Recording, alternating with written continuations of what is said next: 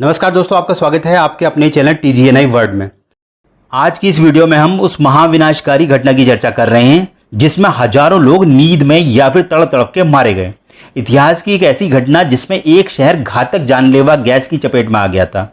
बात 1984 की है, जब भारत के मध्य प्रदेश राज्य में स्थित शहर भोपाल एक भयानक औद्योगिक त्रासदी का गवाह बना। भोपाल में एक अमेरिकन कंपनी यूनियन कार्बाइड कीटनाशक बनाने का काम करती थी, जिसके लिए कंपनी एक खतरनाक रसायन मिक यानी कि मिथाइल आइसोसाइनाइड का इस्तेमाल करती थी। इस कंपनी के मुख्य कार्यकारी अधिकारी थे वॉरेन एंडरसन।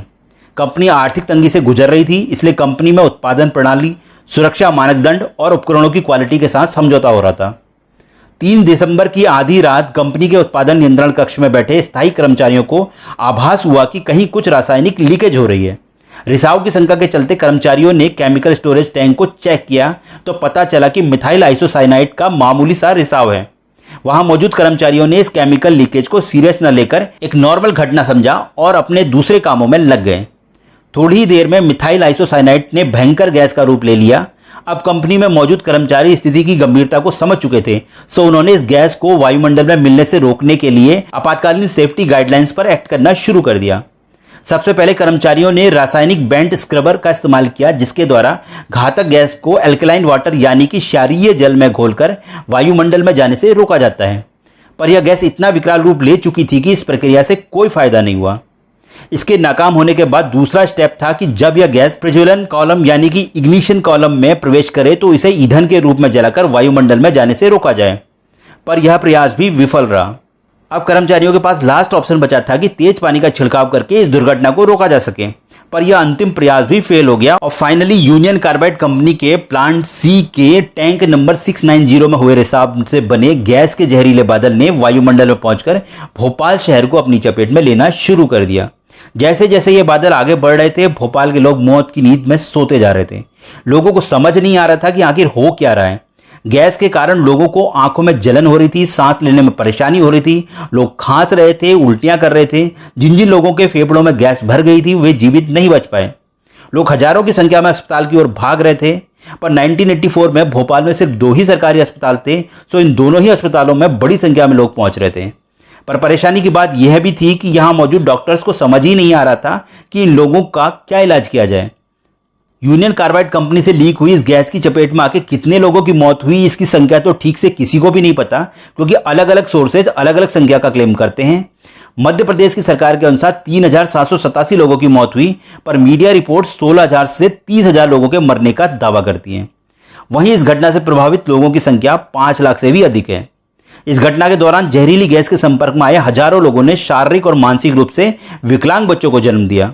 घटना के बाद जन्मे बच्चों के हाथ और पैर में विकार दिखाई दिए। यूनियन कार्बाइड कंपनी की इस दुर्घटना के 4 दिन बाद 7 दिसंबर 1984 को कंपनी के अध्यक्ष और CEO वॉरेन एंडरसन को गिरफ्तार किया गया, पर 6 घंटे बाद ही उन्हें $2100 के मामूली से जुर्माने पर छोड़ दिया गया। इसके बाद एंडरसन रातों रात भारत छोड़कर अपने देश अमेरिका चले गए, जहां 29 सितंबर 2014 को 92 वर्ष की आयु में उनकी मौत हो गई। जून 2010 में कंपनी के 7 पूर्व कर्मचारियों को लापरवाही की वजह से मौत का दोषी पाया गया, पर उन्हें सिर्फ 2 साल की ही सजा मिली, उस पर भी वे जमानत पर छूट गए। भारत सरकार की यूनियन कार्बाइड कंपनी के साथ अमेरिका में एक लंबी कानूनी लड़ाई चली। सरकार ने 1985 में भोपाल गैस लीक एक्ट बनाया, जिसके अंतर्गत पीड़ितों को कानूनी सहायता प्राप्त हुई। 1989 में सरकार और यूनियन कार्बाइड के बीच अदालत के बाहर एक समझौता हो गया। इस समझौते के तहत कंपनी ने दुर्घटना के पीड़ितों के लिए $470 मिलियन का मुआवजा दिया। हालांकि शुरुआत में कंपनी $5 मिलियन ही राहत राशि के रूप में देना चाहती थी, पर भारत सरकार ने इसे ठुकरा दिया और $3.3 बिलियन की मांग की थी। बाद में दोनों ही पक्षों के बीच $470 मिलियन पर सहमति बन गई। हालांकि पीड़ितों के लिए कानूनी लड़ाई लड़ रहे सामाजिक संगठन इस राहत पैकेज को बहुत कम मानते हैं और सरकार से उचित पैकेज की मांग कर रहे हैं। घटना के बाद वैसे तो सरकार ने किसी को भी कंपनी के अंदर जाने की अनुमति नहीं दी, पर एक विदेशी संस्था ने गुप्त रूप से घटना के कारणों की जांच की। जांच में कुछ महत्वपूर्ण तथ्य निकलकर सामने आए, जो कि इस तरह हैं।